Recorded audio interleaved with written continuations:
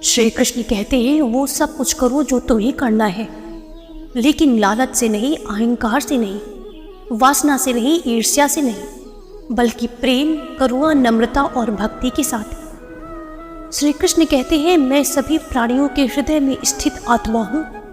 मैं सभी प्राणियों का आदि, मध्य और अंत भी हूँ। आप जो चाहते हैं उसके लिए नहीं लड़ते हैं, तो जो खोया है उसके लिए मत रो। जो कुछ हुआ अच्छे के लिए हुआ, जो हो रहा है अच्छे के लिए हो रहा है, जो होगा वो भी अच्छे के लिए ही होगा। सत्य कभी नष्ट नहीं हो सकता। अच्छा करने से कभी नहीं डरना चाहिए। आप वही हैं जिसमें आप विश्वास करते हैं।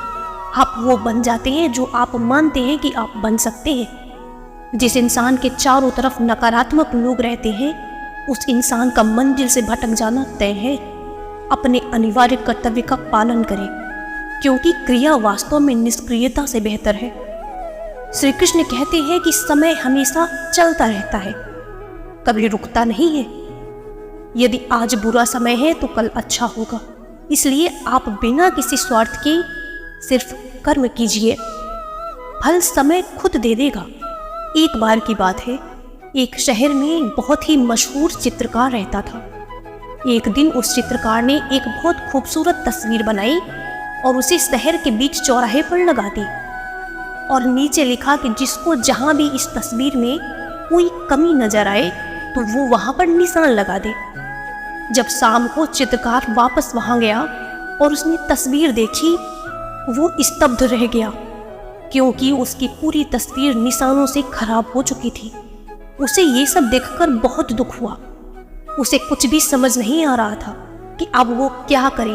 वो दुखी बैठा हुआ था। तभी चित्रकार का एक दोस्त वहां से गुजरा। उसके दोस्त ने पूछा, क्या हुआ दोस्त, इतना दुखी क्यों बैठे हो? तब चित्रकार ने सारी घटना दोस्त को बता दी। तब दोस्त ने कहा, एक काम करो, कल एक और तस्वीर बनाना और उस पर लिखना कि जिसको भी इस तस्वीर में जहां कहीं भी कोई कमी दिखे उसे सही कर दे।